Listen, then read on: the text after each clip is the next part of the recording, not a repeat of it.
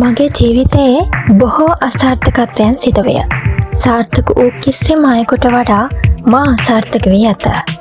නමුත් මම කිසිම විටකත් අත්හැරියේ නැත. මම කියන්නේ වෝල්ට් ඩිස්නි. වෝල්ට් ඩිස්නි කියලා කියන්නේ ලෝකයේ පුරා මිලියන ගණනකගේ සිහින සැබෑ කළ සිනහාවක් එන්නද අති දැවැන්ත අධිරාජ්‍යයක් ගොඩනැගූ කලාකරුවෙක්.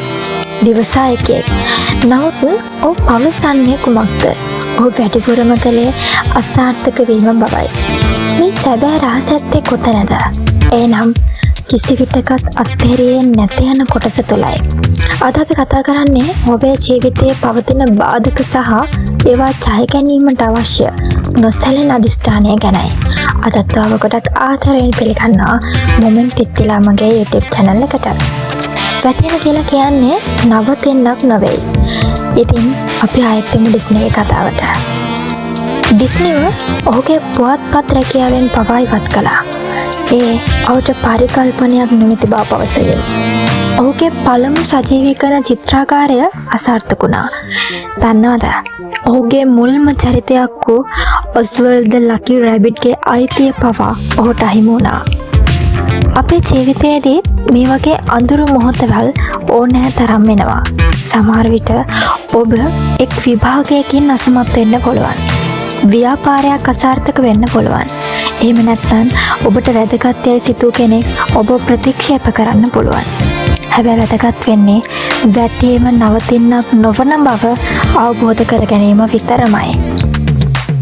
සෑම සාර්ථක වීමක්ම ඔබේ නිවැරදි මාර්ගය සොයා ගැනීමට උපකාරී වන පාඩමක් බව සිතන්න පුරුදු වෙන්න.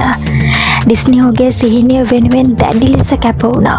ඔහු මුළු ලෝකයටම විනෝදයක් ලබා දෙන කතාන්දර නිර්මාණය කිරීමට සිහින මැව්වා. එක මොහොතකට හිතන්න, ඔබේ සිහිනය කුමක්ද? ඔබ කුමක් වෙනුවෙන්ද සටන් කරන්නේ? එය ඔබට පැහැදිලි නම් ඔබේ ලබාගත යුත්තේ කෙසේද යන කරුණ පිළිබඳවත් ඔබට සොයාගත හැකි වේවි. ඔබ අත්හැරීමට සිතන හැම අවස්ථාවකම නැවත නැවතත් එම කියවන මතකයට නගා ගන්න. එය නම් අසාර්ථක වුවත් ඔබ නැවත උත්සාහ කළ යුතු බවයි. සාර්ථකත්වය කියලා කියන්නේ එක රැයකින් ලැබෙන දෙයක් නෙවෙයි.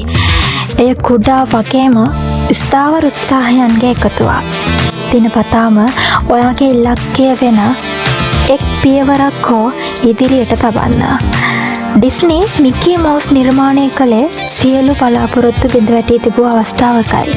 විශාලතම ජයග්‍රහණ සැඟවී ඇත්තේ අඳුරතම මොහොතේ විය හැකියි.